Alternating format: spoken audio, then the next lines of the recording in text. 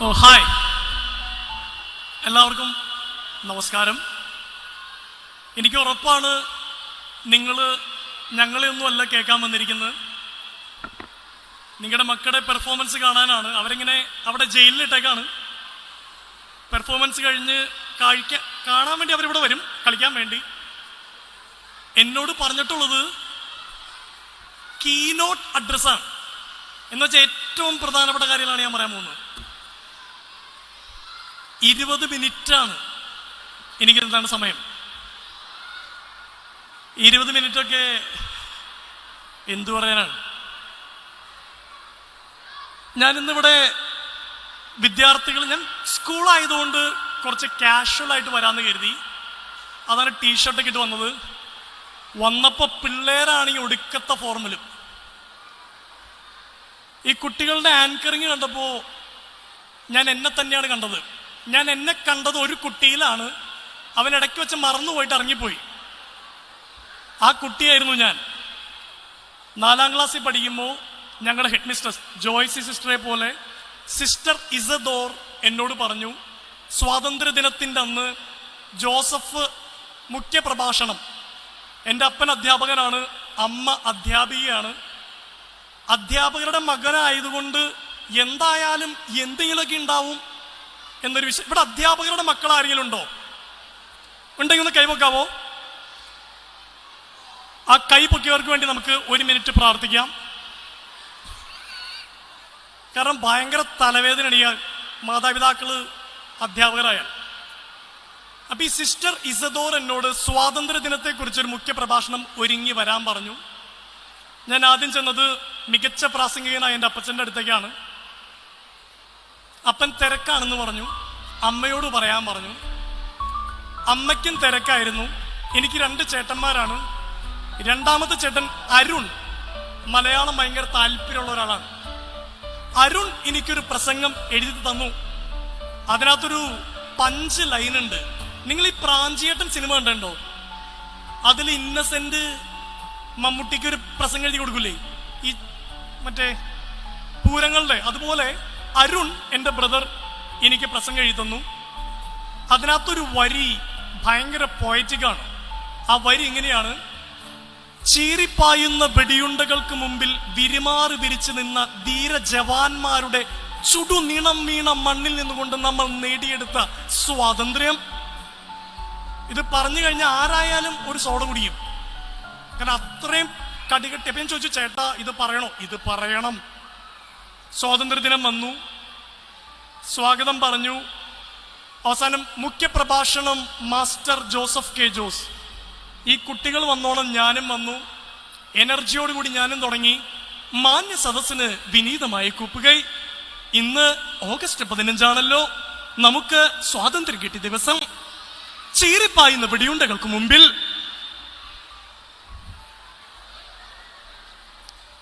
ചീറിപ്പായുന്ന വെടിയുണ്ടകൾക്ക് മുമ്പിൽ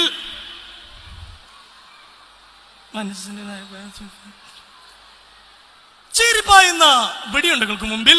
അങ്ങനെ പറഞ്ഞപ്പോ സിസ്റ്റർ ജോയ്സ് സിസ്റ്റർ ഇരിക്കുന്ന സ്ഥലത്തുനിന്ന് സിസ്റ്റർ ഇസദോർ വന്ന് ചെവിയിൽ പറഞ്ഞു, ജോസഫേ വെടിവെച്ചത് മതി, പോരെ. അങ്ങനെ നാണം കെട്ട് ഇറങ്ങിയ ഒരാളാണ് ഞാൻ.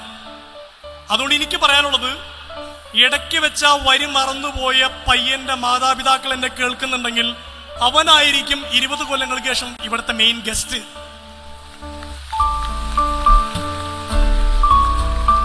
നമുക്കൊരു പിടുത്തമില്ല ആര് എവിടെ എങ്ങനെയൊക്കെ എത്തിത്തീരുന്ന്. ഞാനന്ന് ഈ വെടിയുണ്ടയുടെ ക്ഷീണം കഴിഞ്ഞ് ഇന്റർവെല്ലിന് യൂറിൻ പാസ് ചെയ്യാൻ പോകുമ്പോൾ ഫ്രണ്ട്സൊക്കെ ടിഷ്യൂ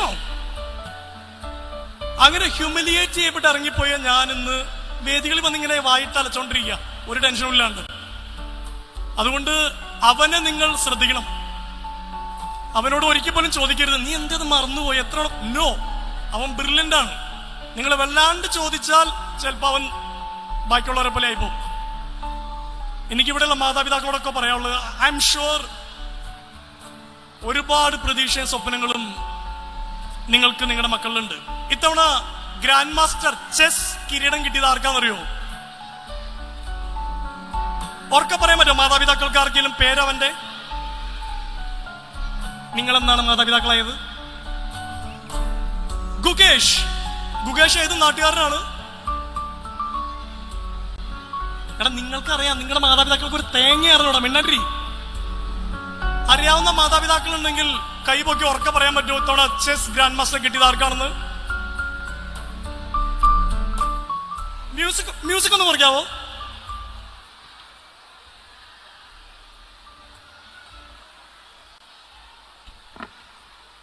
ഈ ചോദ്യം ഞാൻ നിങ്ങൾ മാതാപിതാക്കളോട് ചോദിക്കണം എന്താണെന്നറിയോ? ഈ മക്കളൊക്കെ ചില പരിപാടിയിൽ പങ്കെടുക്കുമ്പോൾ നിങ്ങൾ തള്ളില്ലേ, പറയട അങ്ങോട്ട് പറ, കൈവൊക്കെ അങ്ങോട്ട്.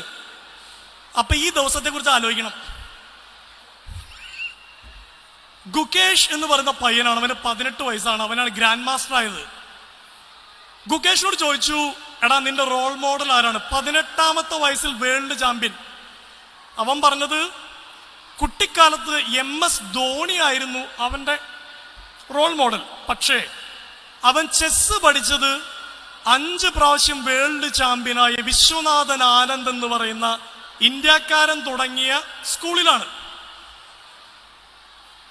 ഈ വിശ്വനാഥൻ ആനന്ദ് എന്ന് പറയുന്ന ഇന്ത്യക്കാരൻ 5 തവണ വേൾഡ് ചാമ്പ്യൻഷിപ്പ് കിട്ടിയപ്പോ 5ാമത്തെ തവണയും കിട്ടിയപ്പോ മാധ്യമ പ്രവർത്തകർ അയാളോടൊരു ചോദ്യം ചോദിച്ചു. ആ ചോദ്യം ഇങ്ങനെയായിരുന്നു: വിശ്വനാഥൻ ആനന്ദ്, നിങ്ങൾ എങ്ങനെയാണ് 5 തവണയും ഈ യുദ്ധം ജയിച്ച് ചാമ്പ്യനായത്? അതിന് വിശ്വനാഥൻ ആനന്ദ് പറഞ്ഞ മറുപടിയാണ് എനിക്കിവിടെയുള്ള മാതാപിതാക്കളോട് പറയാനുള്ളത്.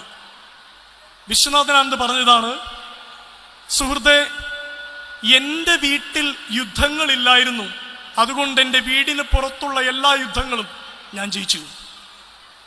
എന്റെ വീട്ടിൽ എന്റെ അപ്പനും അമ്മയും തമ്മിൽ പബ്ലിക്കിലി തെറി പറയുന്നതോ പരസ്പരം ഉപദ്രവിക്കുന്നതോ മറ്റുള്ളവരെ കളിയാക്കുന്നതോ അയാളെ വെച്ച് എന്നെ കമ്പയർ ചെയ്യുക എന്റെ വീട്ടിൽ യുദ്ധങ്ങളില്ലായിരുന്നു. There wasn't even a single war at my home. That's why, only because of that, I won all the battles outside. എപ്പോഴും ഇവിടെ വിദ്യാർത്ഥികൾ 3000 പേരുണ്ടെന്ന് എന്നോട് പറഞ്ഞത്. അപ്പൊ ഞാൻ അവരോട് സംസാരിക്കാൻ വന്നപ്പോ ഞാൻ കണ്ട വിദ്യാർത്ഥികൾ ഇവരാണ്. നല്ല പ്രായം ചെന്ന ഒരു ലോഡ് വിദ്യാർത്ഥികൾ. അപ്പൊ അതുകൊണ്ട് സബ്ജക്റ്റ് നേരെ മാറ്റുന്നതാണ്. എൻ്റെ അപ്പച്ചൻ പണ്ട് ടോക്കിനൊക്കെ പോകുമ്പോൾ പറഞ്ഞൊരു കാര്യം നിങ്ങളോട് പറഞ്ഞിട്ട് ഞാൻ നിർത്തുകയാണ്. 20 മിനിറ്റ് ബോറടിക്കുന്നുണ്ടോ? ബോറടിക്കുന്നില്ലെങ്കിൽ മറ്റേ ശ്രീനിവാസന്റെ മക്കൾ പറയണം ഇങ്ങനെ കാണിച്ച, അയ്യോ എല്ലാവർക്കും നല്ല ബോറടിയാ. അപ്പച്ചൻ പറഞ്ഞൊരു കാര്യമാണ്, parents are tanks, children are taps. മാതാപിതാക്കൾ എന്ന് പറയുന്നത് ടാങ്കും മക്കൾ എന്ന് പറയുന്നത് പൈപ്പുമാണ്. ഈ ടാങ്കിൽ കലക്കവെള്ളവും ചെളിവെള്ളവുമാണെങ്കിൽ പൈപ്പിൽ കൂടെ എന്ത് വെള്ളം വരും? പറഞ്ഞോ? ചെളിവെള്ളം. ഈ ടാങ്കിൽ കരിക്കും വെള്ളമാണെങ്കിൽ പൈപ്പിൽ കൂടെ എന്ത് വരും? കരിക്കും വെള്ളം. അപ്പൊ നമ്മൾ ആദ്യം ക്ലീൻ ചെയ്യേണ്ടത് പൈപ്പാണോ ടാങ്ക് ആണോ? ടാങ്ക്. ആരാണ് ടാങ്ക്? എനിക്ക് പിള്ളേരോട് ഒരൊന്നും പറയാനില്ല, അവര് എങ്ങനെയൊക്കെ വളരട്ടെ, ഉപദേശിച്ചിട്ടൊന്നും ഒരു കാര്യമില്ല. നമ്മൾ ആദ്യം നന്നാക്കേണ്ടത് നമ്മളെന്ന ടാങ്കാണ്. എന്നെ ഒരു പ്രോഗ്രാമിന് വിളിക്കുമ്പോൾ എനിക്ക് ചില ശീലങ്ങൾ കിട്ടിയിട്ടുണ്ട്. എൻ്റെ അപ്പച്ചൻ ഒരു പ്രോഗ്രാമിന് വീട്ടിൽ നിന്ന് ഇറങ്ങുമ്പോൾ അവിടെ സെബസ്ത്യാനോസ് പുണ്യാളന്റെ രൂപമുണ്ട്. ഞാനൊരു അതിഭക്തനല്ല, എങ്കിലും എൻ്റെ അപ്പൻ എന്നും വീട്ടിൽ നിന്ന് ഇറങ്ങുമ്പോൾ പുണ്യാളനെ നോക്കിയിട്ട് ഒന്ന് കുമ്പിടും, എന്നിട്ട് ഇറങ്ങും. എങ്ങാൻ നോക്കി കുമ്പിടാൻ മറന്നാൽ പുള്ളി വണ്ടി ഓടിച്ച് തിരിച്ചു വന്നിട്ട് എൻ്റെ പുണ്യാളെ പറഞ്ഞിട്ട് കുമ്പിടും. പുള്ളിക്കൊരു കോൺഫിഡൻസ് ഇല്ല. എനിക്ക് ആ ശീലം കിട്ടി. ഞാൻ എന്ന് ടോക്കിൽ നിന്ന് കറുകുറ്റി അങ്കമാലി ഭാഗത്ത് നിന്ന് 2.5 മണിക്കൂർ വണ്ടി ഓടിച്ച് വരുമ്പോൾ വണ്ടി കയറി സീറ്റ് ബെൽറ്റ് ഇട്ടപ്പോഴാണ് ഓർക്കണേ, പുണ്യാളനെ നോക്കിയില്ല. ദേശത്തോടുകൂടി ചെന്നിട്ട് പുണ്യാളാ. എവിടെ നിന്ന് കിട്ടിയതാ? എൻ്റെ അപ്പച്ചൻ ചെയ്യുന്നത് കണ്ടുപഠിച്ചതാ. എൻ്റെ അപ്പൻ ഇന്ന് വരെ ഒരു പ്രോഗ്രാമിന് സമയം വൈകി പോയിട്ടില്ല. എന്നോട് അപ്പച്ചൻ പറയും, എടാ 7 മണിക്കാണ് എത്തേണ്ടതെങ്കിൽ 6:55 നീ എത്തണം, ആര് വന്നില്ലെങ്കിലും. അതിന്റെ പേര് പ്രശ്നം. അതിന്റെ ഗുണമുണ്ട്, ഡിസഡ്വാൻറ്റേജും ഉണ്ട്. പിന്നെ പറഞ്ഞൊരു കാര്യം അപ്പം പറഞ്ഞിട്ടുണ്ട്, നീ ടോക്ക് കൊടുക്കുമ്പോ ഇടയ്ക്കൊരു തമാശയെങ്കിലും പറയണം. പിന്നെ പറഞ്ഞ കാര്യം, സമയത്ത് ടോക്ക് അവസാനിപ്പിക്കണം. ഇന്ന് എൻ്റെ ജോലി, ഞാൻ റേഡിയോ ജോക്കിയാണ്, പബ്ലിക് സ്പീക്കറാണ്. ഇവരെന്നെ കീ നോട്ട് അഡ്രസ്സിന് വിളിക്കാൻ കാരണം ഞാൻ സംസാരിക്കുന്ന ഒരു വ്യക്തിയാണ്. എവിടെ നിന്ന് കിട്ടിയത്? എൻ്റെ അപ്പനിൽ നിന്ന് കിട്ടിയതാണ്. നിങ്ങൾ മക്കളോട് പറയാണ് എല്ലാ നേരം മൊബൈൽ കുത്തിയിരിക്കല്ലേ എന്ന് പറയുമ്പോൾ അവർ കാണുന്നത് അടുക്കളയിൽ മൊബൈൽ കുത്തിയിരിക്കുന്ന നിങ്ങളെ ആണെങ്കിലോ? നിങ്ങൾ അവരോട് ഈ മൊബൈൽ കുത്തണ നേരം കൊണ്ട് നല്ലൊരു പുസ്തകം വായിച്ചൂടെ എന്ന് ചോദിക്കുമ്പോൾ അവർ തിരിച്ചു ചോദിക്കുകയാണ്, അമ്മ ലാസ്റ്റ് വായിച്ച പുസ്തകം ഏതാ? ഉപദേശിച്ചുണ്ടോ? ഏറ്റവും നല്ല വിദ്യാലയത്തിൽ വിട്ടുണ്ടോ? അവരേറ്റവും കൂടുതൽ ഈ പിള്ളേര് കാണുന്നത് നിങ്ങളെയാണ്. ഇവിടെ ഒരു പുരുഷൻ ഭാര്യ തെറി പറയുന്നത് കേൾക്കുന്നുണ്ടെങ്കിൽ നാളെ അവൻ ഇവിടെ ഒരു കൊച്ചിനെ തെറി പറഞ്ഞു എന്ന് പറഞ്ഞ് കംപ്ലൈന്റ് വന്നാൽ നിങ്ങൾക്ക് ചെയ്യാൻ പറ്റുന്ന ഏക കാര്യം എന്റെ പിഴ, എന്റെ പിഴ, എന്റെ വലിയ പിഴ എന്ന് പ്രാർത്ഥിക്കാനേ പറ്റുള്ളൂ. മാത്സ് എന്താ നിന്റെ തലയ്ക്ക് കയറാത്തെന്ന് ചോദിക്കുമ്പോൾ അപ്പനും അമ്മയും വെറുതെ 10ാം ക്ലാസ്സിൽ മാത്സിന് എത്ര കിട്ടിയെന്ന് സർട്ടിഫിക്കറ്റ് നോക്കണമെന്നായിരിക്കും. ഞാൻ കുറ്റപ്പെടുത്തുന്നതല്ല. എന്തൊക്കെ ഫിലോസഫി പറഞ്ഞാലും കണ്ടു പഠിക്കുന്നതേ കയ്യിലുണ്ടാവുള്ളൂ. Values are not taught but coat.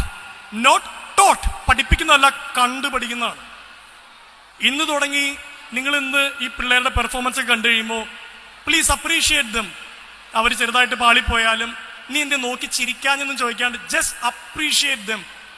അതുപോലെ നാളെ ഞാൻ ഇന്ന് എൻ്റെ ടോക്കിൽ എൻ്റെ അപ്പച്ചനെ കുറിച്ച് പറഞ്ഞു. കാരണം ആ മനുഷ്യൻ എൻ്റെ മുമ്പിൽ അത്രയും നല്ല മാതൃകയായതുകൊണ്ടാണ്.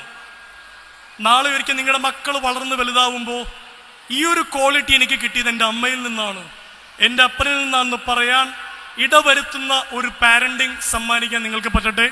എന്നെ ഈ പ്രോഗ്രാമിന് വിളിച്ചതിന് ഒരുപാട് നന്ദി. This is highly professional. എനിക്ക് ഏഷ്യാനെറ്റ് ഉജാല അവാർഡ് കാണാൻ പറ്റാത്തതിൻ്റെ സങ്കടം ഏറെക്കുറെ ഇത് കണ്ടപ്പോൾ മാറിയിട്ടുണ്ട്. അപ്പൊ നിങ്ങൾക്ക് എല്ലാവർക്കും നല്ലൊരു ദിവസം ആശംസിക്കുന്നു. എൻ്റെ കീ നോട്ട് അഡ്രസ് ഇവിടെ അവസാനിച്ച് തയ്യാറായിരിക്കുന്നു. Thank you so much.